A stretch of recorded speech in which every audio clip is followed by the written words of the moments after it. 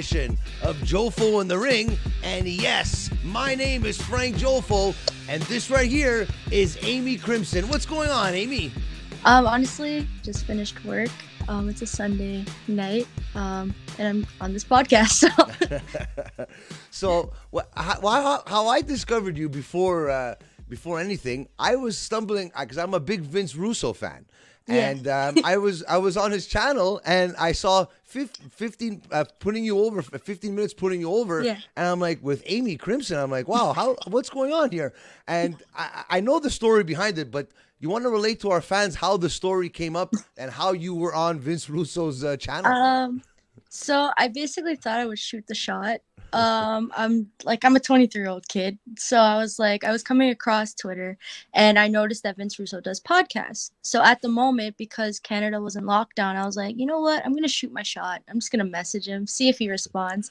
There's a chance he'll respond. There's a chance he'll just see this message and be like, who is this kid? Like, who is this? She's not, whatever. Well, that's what he said, right? And the one thing and the one thing that stuck out to me was that when you said, I don't think I'm big enough to be on your show.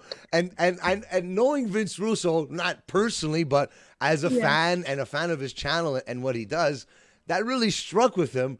And to get the opportunity to be on his channel, especially with a person like that's been in the business for God knows how many years, I'm sure you were excited to get that response back and be actually on the show. And it's like, oh my God, I'm actually going to be on the show now. So to be honest, I always loved WWE. Yeah. So obviously I didn't grow up when he was doing all the storylines and everything, but he did have a big part in my childhood with all the childhood characters and everything. So to actually get a response from Vince Russo, I didn't even think he was going to follow me or anything.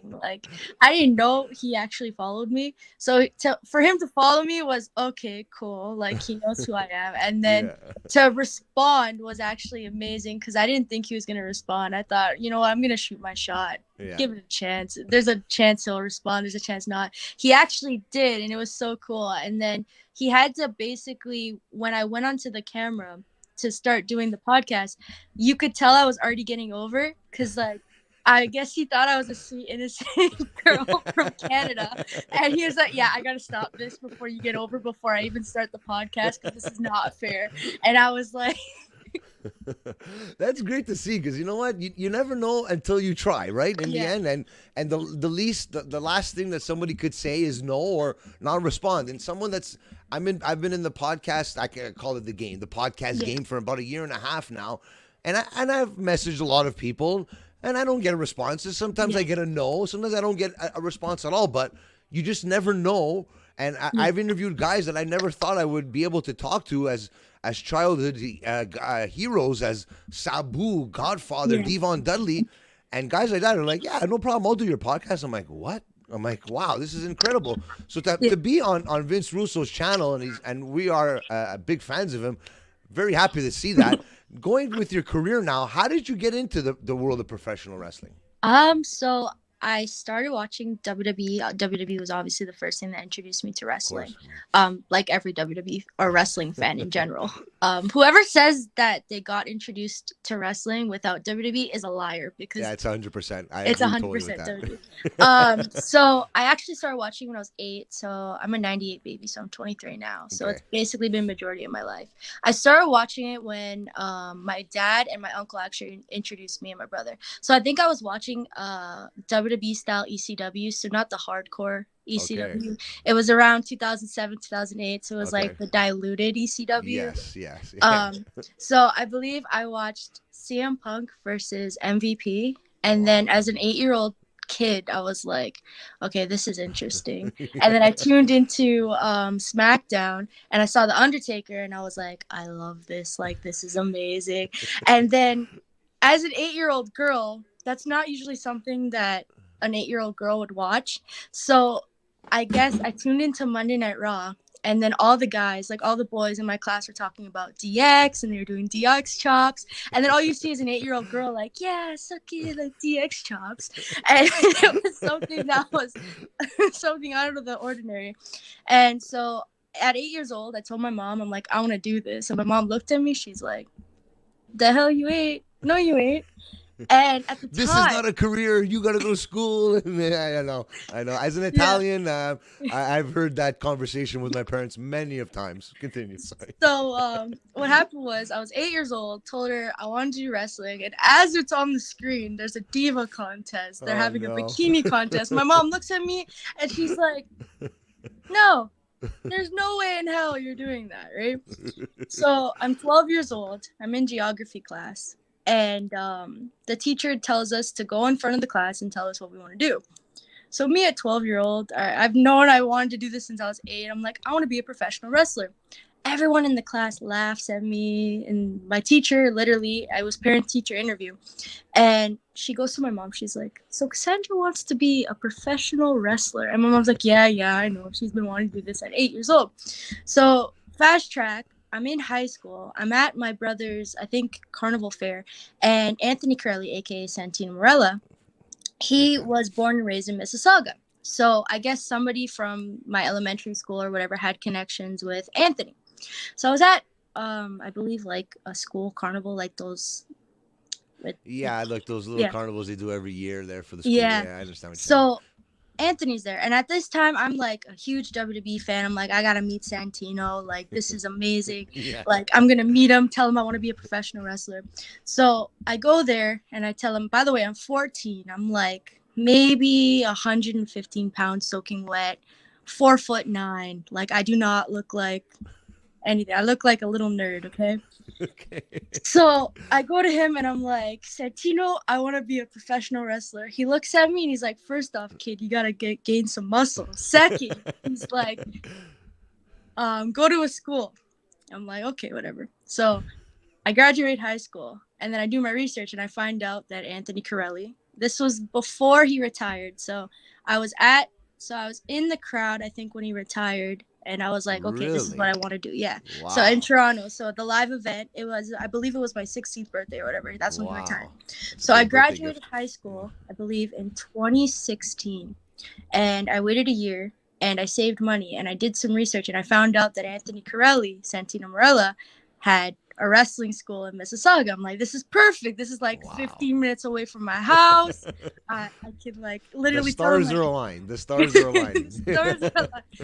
So I graduate high school. And my mom's like, so the conversation comes, you graduate high school. What are you going to do? I'm like, Mom, I'm going to be a professional wrestler. And she's like, oh, no.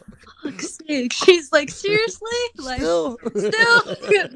So then at that time, it was like the women's revolution, the women's wrestling I've been picking up. They weren't doing bikini contests. They weren't like divas anymore. They were considered wrestlers. So my mom's like, okay, the main event, starting to main event, Yeah.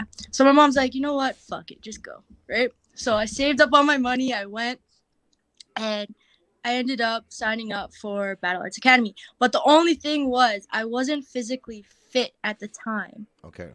So I wasn't physically capable of doing it. I didn't know when you go to a wrestling academy or wrestling school, you have to be you have to do a physical test to like 300 squats, running the ropes. Okay. So at the time, there was a trainer named Toy that trained Asuka. Now, he was tough. Like, he was a tough trainer. He eventually moved back to Japan. Okay. But he actually ended up giving me my tryout. Wow. And I went up to him and I'm like, I want to be a professional wrestler. He's like, okay. And I'm like, I've been wanting to do this since I was 8. He's like, okay. He's like, let's go. I mean, I'm like, I'm ready. Let's go. And he's like, okay, do 300 squats. I'm like, wait, what? And then he's like, I do the 300 squats. I feel like I'm going to faint at this point. And I didn't know you weren't supposed to eat before the tryout. So he's like, okay, let's go do a train of rolls. So a train of rolls is when you're doing consistent rolls until you feel dizzy. So at this point, I wasn't athletic. At that point, I gained a little weight because it was after high school. I looked like a freaking meatball. Okay, I was 5 foot. I gained an inch. I was 5 feet, but I looked like a meatball. And I didn't know how to do a roll. I didn't know how to do a cartwheel. Didn't know how to do a somersault. Nothing. So you could just imagine that picture. Yes. So I'm trying to do a somersaults here, and Toy's looking at me like, this fucking chick, like, she can't do anything, right? She wants to be a wrestler, but she can't do the basics. What's going on here? Continue. I basically look at him and he's like, you could do this tomorrow. You could come back tomorrow. I'm like, no, I've been wanting to do this since I was 8. I'm not leaving, right? So I do it. And then he's like, okay, go run the ropes. I didn't have no wrestling shoes, nothing. I'm like, I don't have shoes. He's like, that's fine. Run it barefoot. I was like, the next day I got wrestling shoes. I was like, I couldn't. So after that, I was literally done. Like I felt like I was dying. Like at that point. So the end, it was like the evaluation. So he's like, I mean, you need some work. But if you promise me that you'll be fit and continue, I'll put you in the program. Like, yes, please, I promise, or whatever. The next day, all you see is me doing supersets, bicep curls, super squats, everything. And he looked at me, started laughing, and then subliminally staring at him while you're doing it there, just to see if he notices you, kind of thing, you know, like. But that's cool because you know what? I'm sure. Let's say, like, for example, let's say there was 20 people that are just like you that just went there and I want to be a wrestler. Like everybody that watched WWE when they were a kid, they always wanted to be the Hulk Hogan or the Ultimate Warrior or the Macho Man. And then they go to do the training and then the next day they're like, okay, we'll see you tomorrow. And I'm sure maybe 3/4 of them don't even show up because it's like, okay, no, what? Maybe this isn't for me. But to see that you kept on going and you're going strong right now, kudos to you. Thank you. For that, I know that you're into the MMA strong style. For the fans out there that don't know what MMA strong style means, can you describe it to them? So MMA strong style is kind of like a Japanese strong style where it's like martial arts. So it's like you have a martial arts background. So with me, I got trained in a dojo and a wrestling academy. So we cross-trained. So I'm cross-trained in Brazilian Jiu-Jitsu, Muay Thai, kickboxing, boxing, judo, and basically catch-can wrestling style. So it's like submission-based and technical wrestling. So that's basically the MMA style. It's more like a realistic kind of instead of the North American pro style. So I'm basically trained in North American pro style and Japanese strong style. So a mixture of both. And Santino, I know he has a background in MMA. Did he help with the training with you and that? How has that all come about with the battle arts and that? Because we all know we've had Santino Marella, Anthony Carelli on the show, and he explained it to us. But knowing that you are one of the students there and a big fan of his, can you talk about battle arts as well? Yeah. So funny story. He's actually my sensei for judo. So not only was he is my watch what you say, eh? Watch what you say. Yeah, or he's gonna throw me. He is my sensei for judo. He helped me gain my green belt. Amazing coach. The only thing is because I do judo and wrestling, he's always harder on me because he knows what I'm capable of. Of course. He always pushes us to be our best. He always, not only is he a great in-ring coach, but he also helps us with the ring psychology as well as the outside politics. So like he always teaches us respect everyone, no matter who it is, even if it's the cameraman, the soundproof guy, the ring announcer, anything. You say hi to somebody, every single person, and you say bye to every single person. Like you basically reap what you sow. You don't cause problems with anyone. You don't cause drama backstage. You basically be respectful to every single person. And honestly, he taught me to dress to impress. Basically, as a coach, he teaches you every possible thing that WWE would want as a superstar. So it's an awesome opportunity. And do you with the wrestling? I know that battle arts, they have the judo side of it and they have the wrestling side. Is it that if somebody wants to go there just to be a wrestler, they could go there, obviously, and if they just want to do judo, they could go there? What's the process behind that? So basically what happened was I originally signed up for pro wrestling, but Anthony, as a coach, told me the only way that I'm going to gain athleticism and become a better wrestler is if I cross-train. So as a pro wrestler, you're basically given the opportunity to learn a different kind of athletic type of background. So with me, I was given, because I was in pro wrestling, I was given the opportunity to do the CrossFit classes, the kettlebell classes. I was also given an opportunity to do Brazilian Jiu-Jitsu, catch-can wrestling, submission-based wrestling, MMA, kickboxing, boxing, judo. So I had that huge variety of martial arts that I could learn that will help me with wrestling. So to be better, I decided, okay, well, I might as well dabble in each one of them so that I can gain more athleticism so I look better in the ring. And that's what, as a coach, he always told me, you're going to look better because WWE's looking for athletes. They're not just looking for someone that can cut a good promo or looks the best. You have to have When I was a kid, I remember my father used to tell me, he goes, because I was a big hockey guy, Yeah. and I kind of not that I kind of regret, but I always used to laugh when you used to say when you used to see figure skaters and power skaters, and you used to say maybe you should have did that before playing hockey Yeah. to make you a better hockey player. The same way for you Yeah. to be a better wrestler, to be more athletic, maybe doing judo. So it kind of is almost the same thing. So I kind of regret not doing it, but I'm glad that you're taking part in that and opening up your horizons to the world of professional wrestling as well as judo. Have you ever fought professionally judo in an event or anything like that, or is that something you want to do in the future? Maybe I was actually going to do my first tournament before the whole pandemic started in 2020. So what happened was it kind of put a break in the tournament because everything was closed down.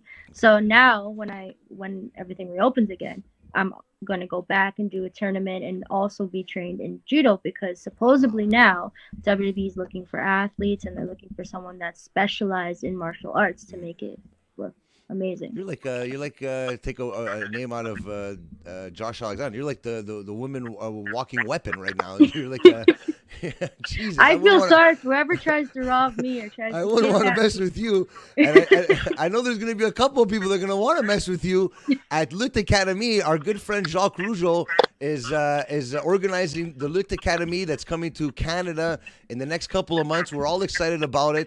Our front runner is Jeremy Prophet. We're a little bit biased because he's our co-host and good friend, but you're going to be one of my biggest fans on the women's side. What do you have to expect to when you go into this competition for Jacques Rougeau and the Lutte Académie? So all I know is he told us to basically be as physically fit as possible. So I'm not making the same mistake as I did the first time. Okay. I'm definitely in better shape than I was. So I got thumbs up there. Trying honestly, I want to have fun with it. It's like honestly a great opportunity. It's nothing to be scared of. Honestly, as a young kid in this industry, I've been through so much. I main evented with Allison Kay, Rebel, and Casey Spinelli, and I was scared shitless. I was given an opportunity, title opportunity, a year in of training. I was scared shitless. So I mean, this is like an amazing opportunity. So I mean, why be nervous? Like have fun. Just go into it, expect no expectations, and I'm just gonna be my best, to be honest. If there's someone that doesn't know about Lutte Académie that wants to get on your journey here, for you to win, what do you have to tell the fans out there to get on the train of Amy Crimson for Lutte Académie? It's Amy Crimson. I'm the baddest chick in all of Canada. I'm trained in judo. What else is there to say? And that's another thing I'm very intrigued about. That was another thing that Vince Russo brought up, that he said that, if I'm not mistaken, did he liked your name or he didn't like your name, Amy Crimson? He liked my real name. You liked your real name. What's the whole story with the coming of Amy Crimson character? The name. So for those who don't know, in Mississauga, there's a small little town called Malton, Mississauga, that is considered ghetto. But I've been a white privileged girl who drinks Starbucks. I'm definitely not from the hood. But I guess what happened was I was going through characters, and what happened was I was given like a baby face character. And I only was training for 2 months when Anthony threw me into the ring. So I didn't, at that point, I knew I wanted to be a wrestler, but I didn't have a name picked out or nothing. So Anthony put me in a match. I think it was a kid's birthday party. And he's like, what name do you have? I'm like, I got nothing. He's like, all right, we're going to give you Amy so-and-so. And I'm like, all right, cool. So I went out. Kids loved me. I think I only knew like an arm drag, a clothesline. I was only training for 2 months. So like the basics, so I was thrown into the match. It was our take on SummerSlam. So it was like Summer Sizzle. Okay. So I was put in a tag match. And this was my first match in front of a crowd or anything. So again, scared shitless. At that time, I would be too. Trust me. Don't kid yourself. So I was there, deer in the headlights. I was 19 years old. I'm like the youngest in the match, barely know anything, and Bianca Carelli, his daughter at the time, she was training she was training at the same amount of time as me. She didn't have a match. I think she was injured or something. She was doing commentary or she was doing the announcing. She comes up to me. She's like, "So we have Amy, but we don't have a last name." And I looked at her and I'm like, "You need a last name?" I thought it was like a one name basis kind of thing because I was like, and it was 5 minutes before the match, so I was putting on crimson lipstick, and she's like, "Wait a second, Amy Crimson." And I'm like, you know what? That works. But for the longest time, I was like, okay, Amy Crimson. I got the name. Amazing. But for some weird reason, the babyface character with the generic, hi, kiss your babies, high five kind of thing didn't work. So then I was paired up with a tag team called the Twisted Minds, where she was like this psychotic character, pull out her hair, has a doll. Oh, wow. And then I was like her not so psychotic sidekick. Okay. And I was like, okay, then that doesn't work. So then I guess Anthony heard me talking to one of my friends that does wrestling as well, and she grew up in the same little city that I did. So there's a little bit of the Toronto slang where it's like blessed eyes, cool, fam, dog, all that. So Anthony, like, he was walking past and he's like, wait a second, talk? And I was like, bless us? And he's like, you're a gangster, like, you're cool as fuck. Like, he's just like, you're a straight up gangster. And I looked at him like, no. And then he's just like, no, like, you're going to say you're from the streets of Malton, like, you go hard, like, you're a gangster. So then the time comes where it's like the next show, because we had a show every month. Yeah. And I go out with my little bandana, my little box braids, and I'm like, I cut a promo. And then at this point, I'm heel. So, and then the crowd starts chanting my name. And I go to the back, and Anthony's like, I told you, Malton. I told you, this shit's gangster.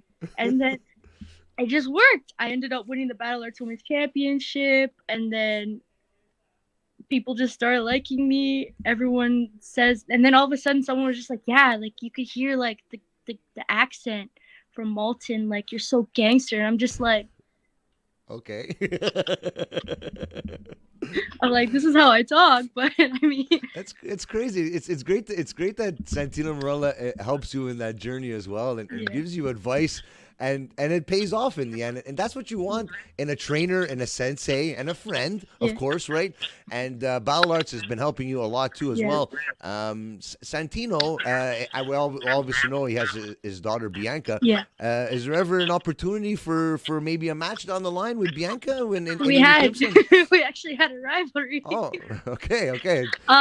So it was before COVID. It was actually a really heated rivalry. She actually hit me with a cane multiple times. That shit does not. It hurts. But what happened was, due to COVID, it basically just, the rivalry sizzled out. We couldn't have a match. She ended up taking the title from me, but I had to relinquish it due to COVID because I didn't go back because of certain circumstances. Damn you, COVID. You freaking ruined everything.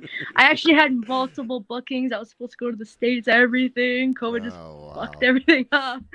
And then what happened was, she ended up relinquishing the title because she went and wrestled in the States. So hopefully we can rekindle the rivalry when I go and travel to the States and wrestle.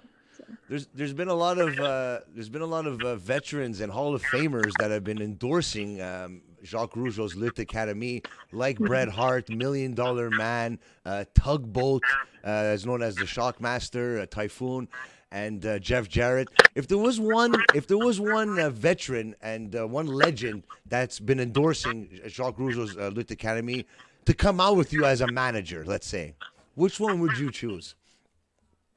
To see $1 Million Man in a little snapback and just flaunting dollar bills, I'll be like, yo, you can make it rain all day. Just come out with me. I think if you got $1 Million Man in your corner, I think you'd take it all in Lutte Académie. I think Jacques would be happy to see that. I'd just be like, okay, $1 Million Man, just throw the dollar bills and just make it rain while I make my entrance. That'll be amazing. Have you seen the female entrants that are going to be in the competition? Like, there's going to be some names like Jessica Black and Alexia Nicole as well. Have you ever been in the ring with any of these competitors that you're going to be facing in the Lutte Académie?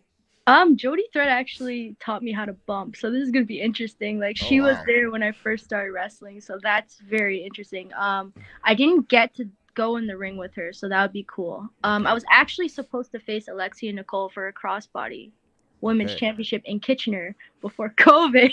Took Damn another you, one of my COVID. opportunities. Damn you, COVID! Every time.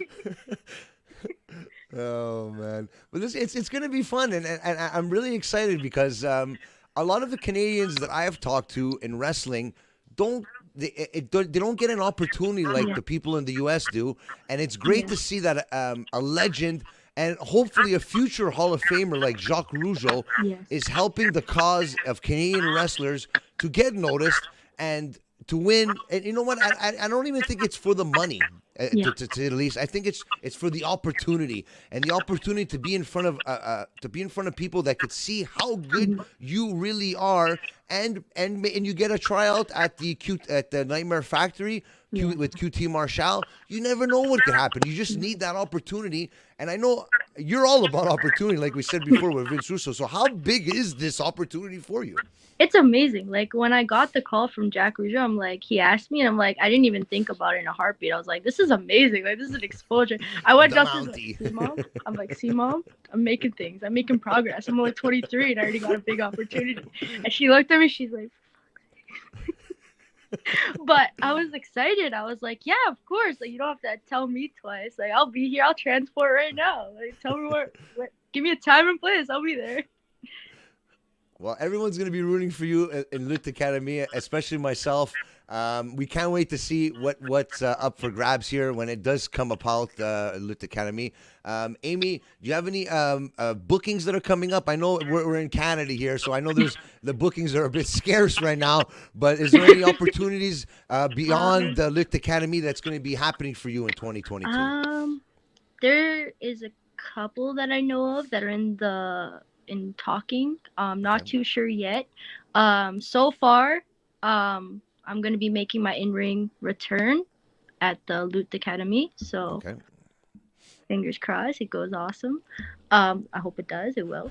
I know. Other than that, so far, just podcasts and trying to be my best for the tryout kind of thing. And very good. And for everybody that's not following you right now on social media, tell everybody where they could follow you on your wrestling journey. So I'm very basic and I'm very easy to find.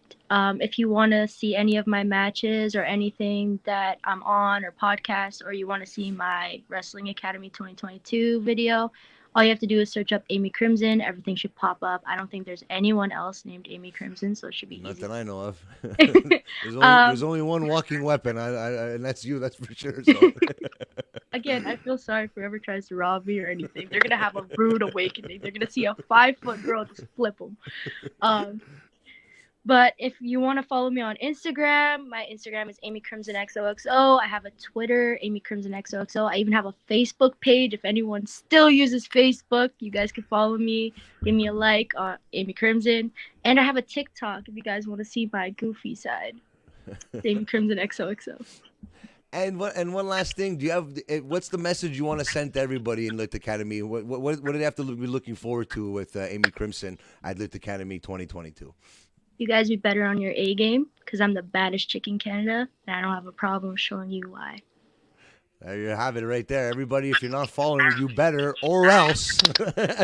And follow Amy Crimson on all social media platforms, and you could see her showcase her talents on Lutte Académie, Jacques Rougeau's Lutte Académie. You can find all the details at jacquesrougeau.ca and all the descriptions below. Amy, it's a long time coming. I thank you very much, and I hope the next time I interview you, you will be the winner of the Lutte Académie in 2022. Well, I would hope so. Like, you better win because you got a fan in me, that's for sure, for life. Exactly, you'll see me like flipping everybody. Thank you very much for your time. You can always follow us at Jofo in the Ring on YouTube, Instagram, and Facebook, and Twitter, all over social media, and on Twitch as well. Now we're starting on Twitch. Go check out Lutte Académie. Be a supporter of Canadian wrestling, Canadian independent wrestling, especially Amy Crimson and Jacques Rougeau. What he's doing, it's great. Thank you very much, Jacques. Thank you very much, Amy, for your time. And everybody out there, remember, wrestling is life. So, Jofo, I'm gonna gargle a shot with Kurt Hennig, everybody, before we go. Oh no.